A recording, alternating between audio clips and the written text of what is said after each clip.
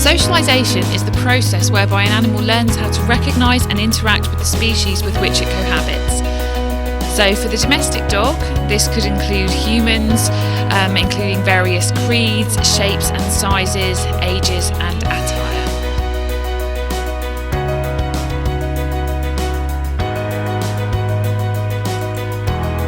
This will include our varying and to dogs sometimes strange behaviour, such as when we hug or kiss, carry children on our shoulders, use walking sticks or Zimmer frames, or we may be suffering from a disability which causes us to walk differently. Our dogs may need to learn to be calm when passing livestock and wildlife such as ducks. They may need to learn to live with cats and small furries. We want them to learn to be calm around these creatures, understanding they're not to be played with and they're certainly not to elicit any kind of predatory response. Throughout this process, the other animals should never feel threatened in any way and there should be no risk involved. This requires appropriate distance and management.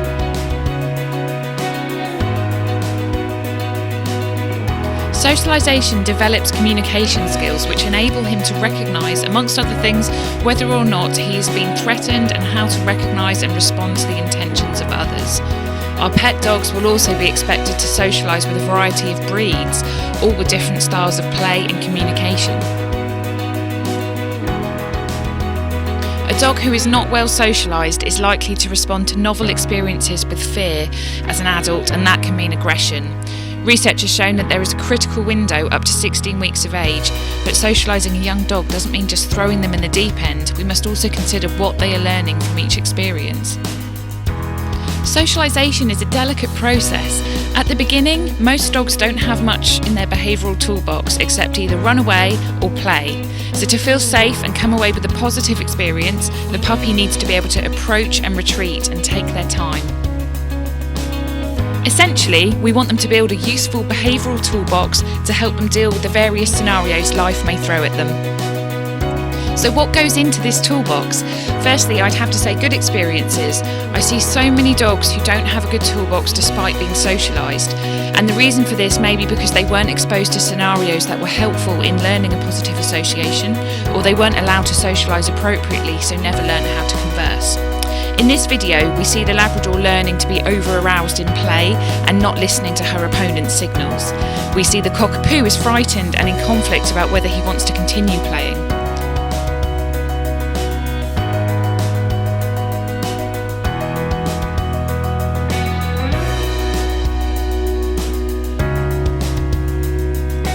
Here, he tries to diffuse the situation by using head turning. Maybe in their excitement they've gone through life as a young dog charging into scenarios with too much enthusiasm and had never stopped and learnt how to have a conversation.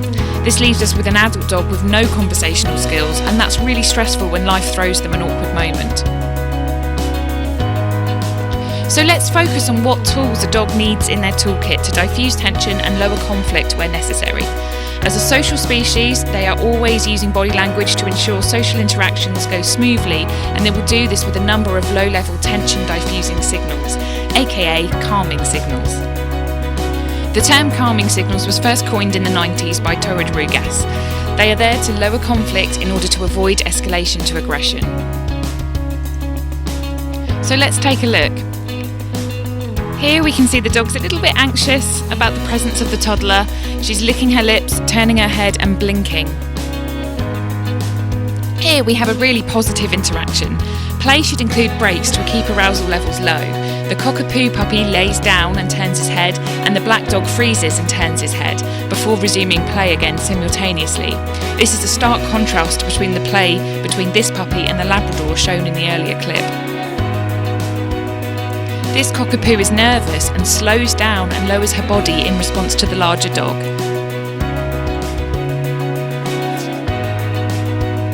This 5-month-old Border Collie puppy is nervous of a scooter that's up ahead. See her turn her head there and lower her head to displacement sniffing. She's slowed her body movement down. Frozen.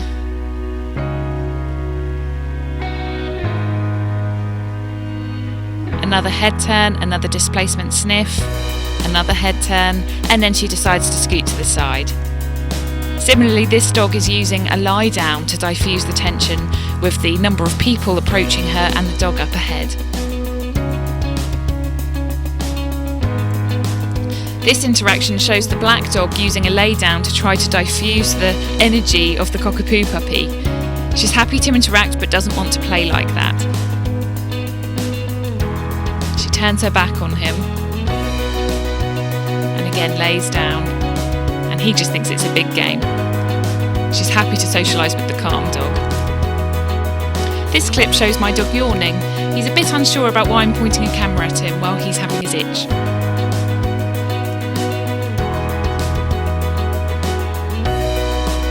This clip shows the cockapoo puppy approaching and retreating as he's a little bit frightened. He then has a shake-off, which is a good way of regulating arousal levels and bringing his emotional state back to homeostasis. Scratching may be another displacement behaviour for when a dog's feeling a little excited or worried, and again it's used to lower arousal levels on an internal level.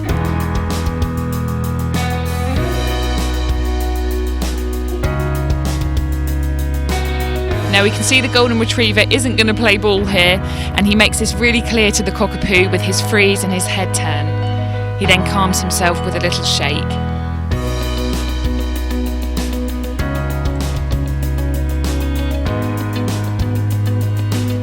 The way a dog approaches is also really important. They'll often approach in an offset manner and turn their head on the approach. So here we can see this Border Collie puppy. She's already feeling a bit anxious about the people and the dog up ahead. She's actually offsetting herself way to the right to give herself plenty of space, and she's doing lots of displacement sniffing and head lowering along the way. As a social species, in order to get on happily, humans and dogs alike all utilise social behaviours to diffuse tension and ensure that the interaction goes well, avoiding conflict. Behaviourists will commonly refer to the ladder of aggression, first displayed in the BSAVA Manual of Canine and Feline Behavioural Medicine in 2009, created by Kendall Shepherd. This shows many of the signals seen in the previous videos.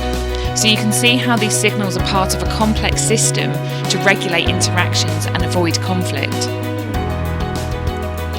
With aggressive interactions, we can commonly see dogs trying to de-escalate using the ladder of aggression, even when the situation has already escalated to the top.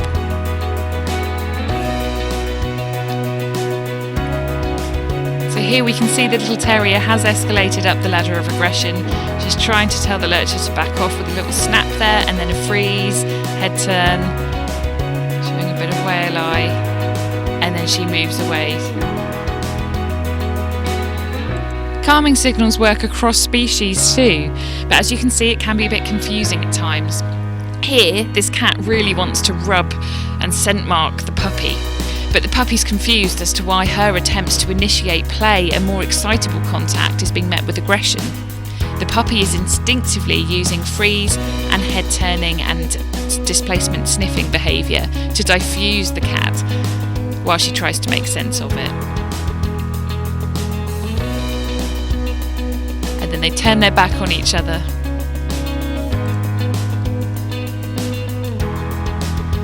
This little calf is a bit worried about me filming him.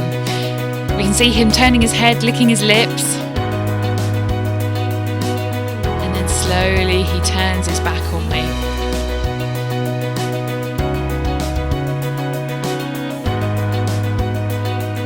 Hopefully this video has provided you with some insight into the social and communication skills of man's best friend. Watch out for these signals. If there is anything you can do to alleviate the stress or conflict that your dog may be trying to reduce, then help them. This may mean ensuring the lead is slack when meeting another dog, or moving on so they are not standing there talking to a dog longer than they naturally would. Or maybe even removing your child from your dog's space. Or maybe they're not appreciating the way you are interacting with them, and you can turn away, lower your voice, or stroke them differently. The more you watch out for their signals, the better you will become at interpreting their behaviour and understanding how they're feeling. Thank you for listening.